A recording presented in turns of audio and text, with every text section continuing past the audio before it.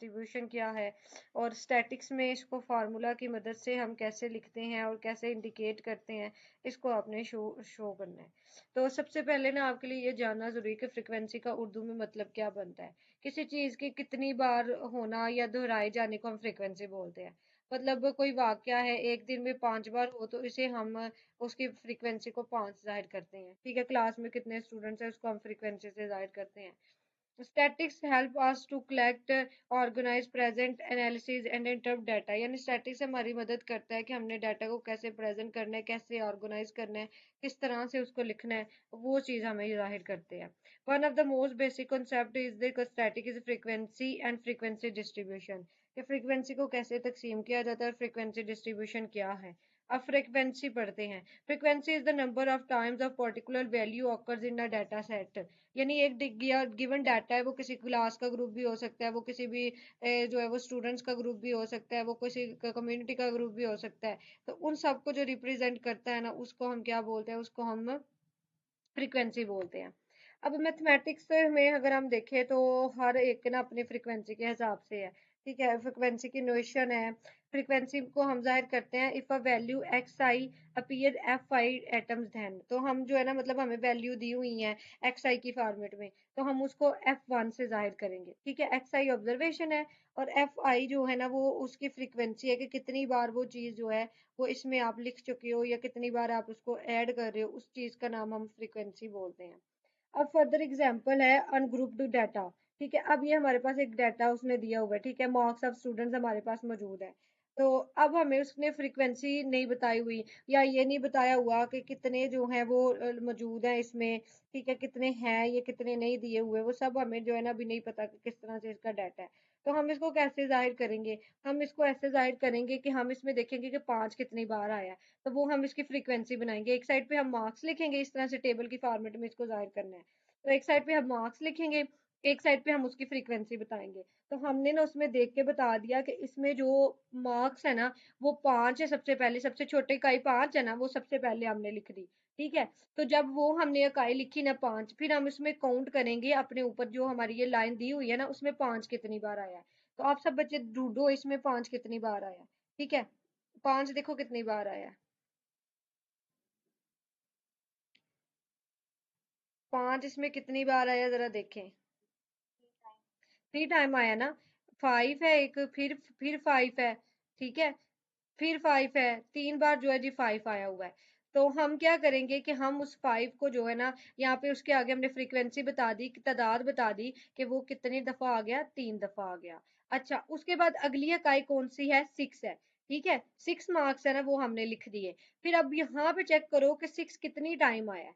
ठीक है, 6 यहाँ पे जस्ट आप देखोगे तो जस्ट कितनी टाइम आ गया है, 1 टाइम आया है। ठीक हो गया, 6 कितनी टाइम है, 1 टाइम आ गया। वो हमने फ्रीक्वेंसी उसकी लिख दी कि भाई इस 6 की फ्रीक्वेंसी क्या है, 3 बनती है। बस ये हमारा आंसर हो गया। उसके बाद 1 हो गया, उसके बाद 7 है। अब यहाँ पे मुझे बताओ इकरा देख के कि कितने जो है वो फ्रीक्वेंसी में कितने 7 है। बाकी बच्चे काउंट करेंगे, लेकिन जिससे मैंने स्पेसिफिक पूछा है वो मुझे बताए कितने टाइम 7 आया हुआ है इसमें, काउंट करके जरा।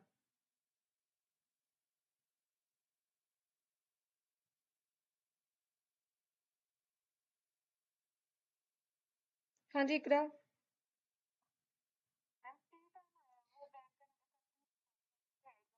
अच्छा ठीक है, ठीक है, ठीक है। तो आप लोग कैम स्कैनर डाउनलोड करें, उससे एड्स नहीं आती। ठीक है, उससे बहुत कम एड्स आती हैं। तो कैम स्कैनर डाउनलोड कर ले, ऑल पीडीएफ डाउनलोडर आपने किया होगा, उससे फिर जो है ना वो एड्स आती हैं। अच्छा, उसके बाद मुझे अगले बताएं आप आसमा।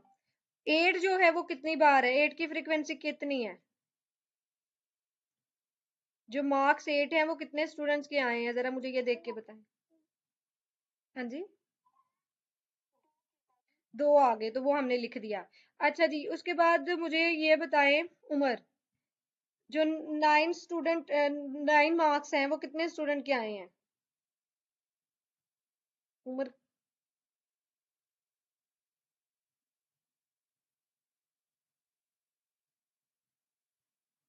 उमर की आवाज नहीं आई। एक है, ठीक है, ये आपको पता चल गया, ये फ्रीक्वेंसी है। तो फ्रीक्वेंसी ऑफ 5 इज 3। ठीक है, ये हमें पता चल गया, बस ये हमने याद रखी, ये फ्रीक्वेंसी होती है चीज की। ठीक है, जितनी जितनी उसने पूछी होगी वो हमने लिख दी। बस यहाँ पे अगर वो स्पेसिफिक करके पूछता है ना कि 5 की फ्रीक्वेंसी बताएं, तो आप कहेंगे कि एंड पे आप आंसर दे सकते हो कि 3 है। अगर वो पूछेगा 2 की फ्रीक्वेंसी बताएं, तो वो आप स्पेसिफिक उसका आंसर दे सकते हो। इसी तरह से अगर वो कहे कि 3 की फ्रीक्वेंसी बताएं, तो वो आप उस हिसाब से बताओगे। ठीक है, ये सारी चीजें होती हैं। फर्दर मोर हम चलते हैं, व्हाट इज रियलिटी फ्रीक्वेंसी। अब हम इसको,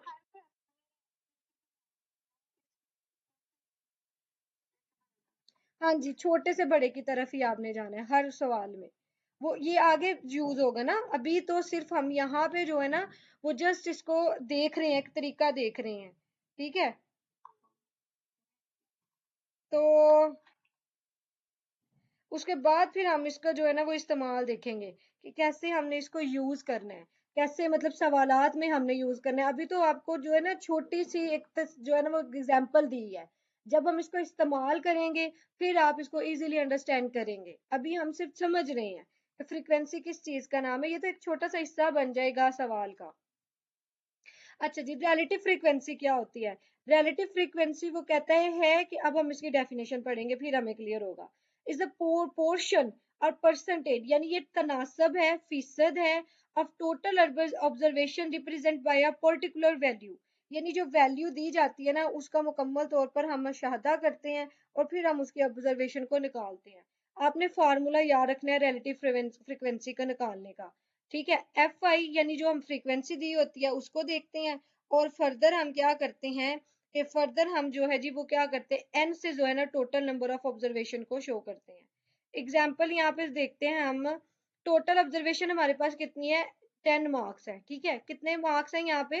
टोटल 10 मार्क्स है, हम कंसिडर कर लेते हैं। और वो जो है ना 4 मार्क्स जो है जी 5 है। So relative frequency of 5 is, तो हम क्या करेंगे कि जो 3 है ना उस पर डिवाइड कर देंगे। ये अब मैं आपको बताती हूँ कि इसने कैसे किया है, एक सेकेंड। हम्म, एक मिनट।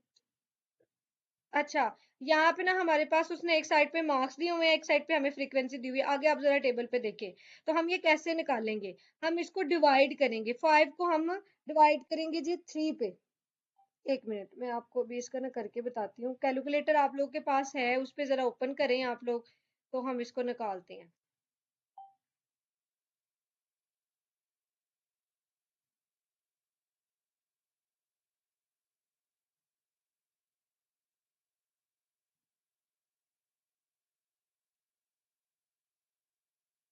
अच्छा, टोटल उसने हमें बताया है, एन है हमारे पास ना, जो टोटल फ्रीक्वेंसी है वो एन है, 10 है।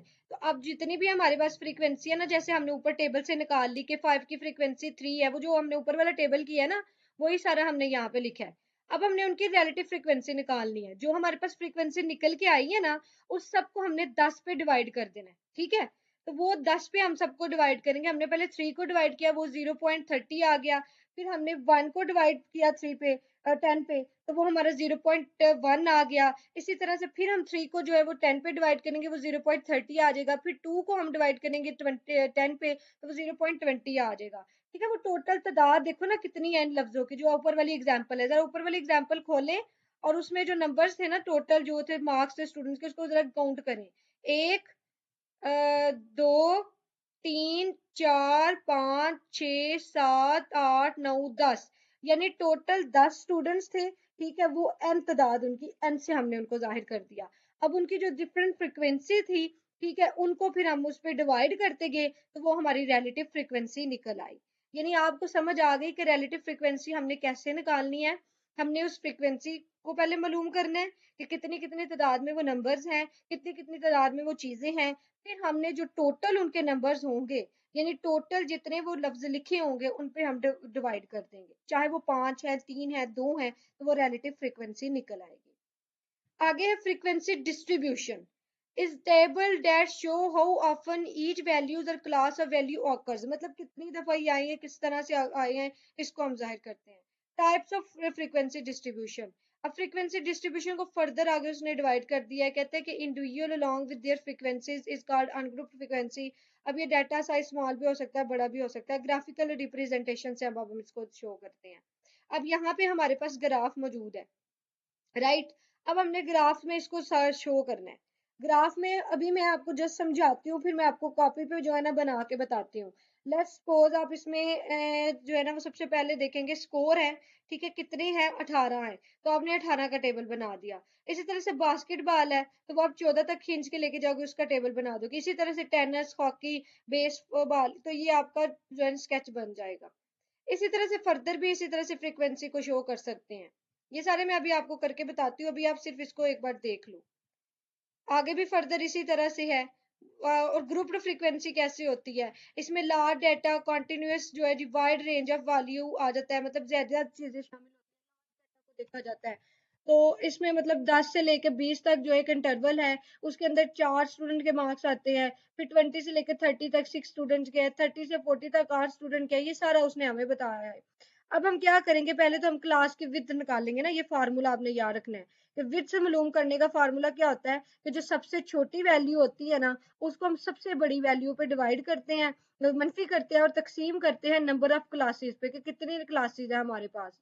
ठीक है, ये कितने नंबर ऑफ डाटा दिया हुआ है, ये फार्मूला याद करना है। अब हम इसको ग्राफिकल कैसे प्रेजेंटेशन करते हैं, हिस्टोग्राम चार्ट में हमने जाहिर करना है। हिस्टोग्राम में ऐसे हम जोड़ जोड़ के ना इसको बनाते हैं। ऊपर वाला जो था ना वो था ग्रुप्ड चार्ट, और उसमें आप देखोगे कि सारा ही लहदा लहदा था, ठीक है, अनग्रुप्ड चार्ट था, वो लहदा लहदा था। जो ग्रुप चार्ट होगा उसको हिस्टोग्राम में जाहिर करना है, और वो सारे आपस में जोड़ जोड़ के बनाएंगे। ऊपर वाले ग्राफ आप देखोगे वो जुड़े हुए नहीं है, इसमें तमाम ग्राफ को जोड़ जोड़ कर बनाया जाएगा।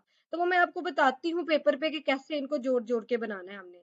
मतलब अगर आप देखो कि इसमें जो फ्रीक्वेंसी है ना, पहला जो चार्ट है उसको अगर हम देखें तो इसमें जो फ्रीक्वेंसी है वो 70 से 80 तक 4 स्टूडेंट आते हैं, हमने उसको कर दिया। फिर 80 से 90 तक एक स्टूडेंट आता है, हमने उसका बॉक्स बनाया। फिर 90 से 100 तक एक स्टूडेंट आता है, उसका हमने 6 बॉक्स बनाया। तो ये सारे मैं करके दिखाती हूँ, जिन बच्चों ने पहले किए होंगे उनको ये समझ आ रही है, और बाकियों के लिए भी ये मुश्किल होगा। अच्छा जी, फ्रीक्वेंसी पॉलीगॉन।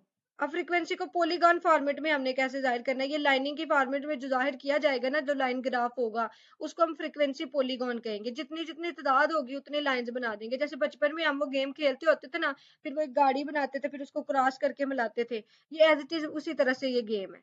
तो ये भी करके खेलते हैं अभी थोड़ी देर तक, मैं अभी आपको समझा लूँ। फिर पाई चार्ट बनाने का तरीकाकार है। तो पाई चार्ट हम कैसे बनाते हैं, जिस जिस तरह से फ्रीक्वेंसी होती है उस तरह से। ये पूरा जो गोल सर्कल उसने यहाँ पे दिया हुआ है ना, तो ये पूरा जो गोल सर्कल होता है ना, ये 100 का होता है। फिर जिस जिस तरह से फ्रीक्वेंसी होगी, ठीक है, उस तरह से हम डिवाइड कर देंगे। इसमें लो फ्रीक्वेंसी जो है वो 67.88% पे आती है, वो सबसे ज्यादा है, वो हमने लिख दिया। फिर उसके बाद जो कैटेस्ट्रोफिक है वो 3.65% है, उसका हमने उतना हिस्सा जो है वो कलर कर दिया। फिर 5.847 जो है वो आ जाती है आपकी हाई, तो हाई हमने उसको कलर कर दिया। फिर मॉडरेट जो है वो 24.09% है, तो हमने उसको कर दिया। उसके बाद नेक्स्ट चलते हैं।